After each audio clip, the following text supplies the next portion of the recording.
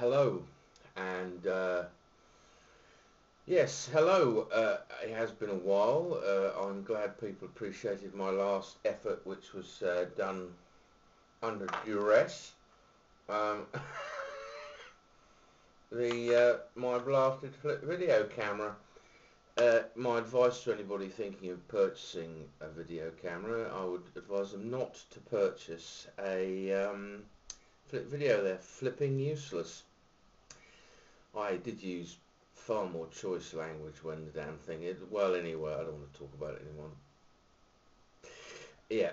Anyway, firstly, I'd like to say an enormous thank you to Mrpiperest, who this video is courtesy of because he very kindly sent me a video camera, which is amazingly generous and much appreciated, of which I'm using at the moment to make this video.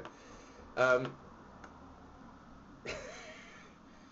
the reason I didn't make one earlier was I've been worrying for the last few days since it arrived, which was a few days ago now. I couldn't get it to turn on. I plugged it into my laptop and everything was working very well, and I thought, oh great. And then I couldn't get it to switch on. I thought, well, he's not going to send me a duff camera, so I couldn't work out why. And then this morning, I suddenly thought, and I just, for some reason, I thought I'd check the battery case. Of course, the battery wasn't in there. And I thought, oh, well, there's no battery. And then checked the packet, the box, which I'd kept, thank goodness, and not thrown straight in the post because I wanted to keep his address to send him some bits and pieces. And there was the battery. Oh, dear. Which makes you wonder over the years how many things I've ended up throwing out the window in a tantrum because they're broken, because I've not probably put the batteries in or switched it on right or whatever. But there we go. So the delay, but here we are. So what's this video? It's about clay pipes, and as I mentioned in my last last presentation, Paul, the Professor Paul Furtwanger, gave me a number of clay pipes. So I've been smoking them. They're really nice. What I was going to discuss was cleaning them. Now, my advice is that these longer ones, I had the shorter one, which I'll tell you why I'm not smoking the one I started off with, is because I had heard that cleaning ceramic pipes, and these are made of ceramic, they're made of china clay, a good way to do it is to stick it in a fire. And my neighbour, who is South African, is very fond of barbecues, or as he calls them, braais.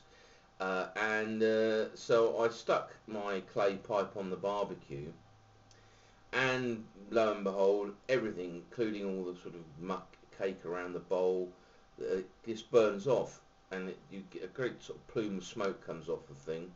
Leave it in there for a while, and it's clean. Unfortunately, the second time I did this, my neighbour decided that he would get it out of the fire, and he used his barbecuing, sort of like his tongs he uses to turn the boerewurst and such like over, and he picked it up by the bowl, and where he clipped the tongs on it, the heat, obviously the heat of the porcelain, it just knocked off two great big lumps off the pipe. So it was ruined. So I'm smoking this one, which is slightly longer. The other thing is to people is that you get standard pipe cleaners, tapered and straight through pipe cleaners. But you can also get pipe cleaners for Falcon pipes. Now they're very, very thin, and they actually do go down the stem of a clay pipe.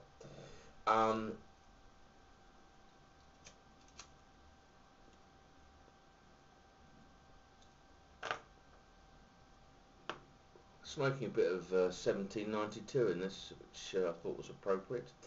So yeah, so you can actually, this one, obviously it doesn't go down the way, so this one will be going in the barbecue to get cleaned. They don't get too gunky and messy too quickly, to be honest. I think a lot of it's absorbed into the clay. And they do colour up as well. Um,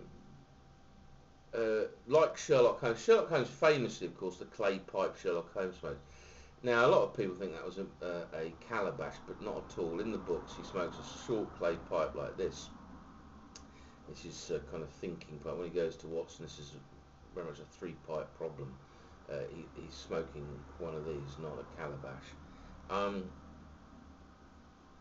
um,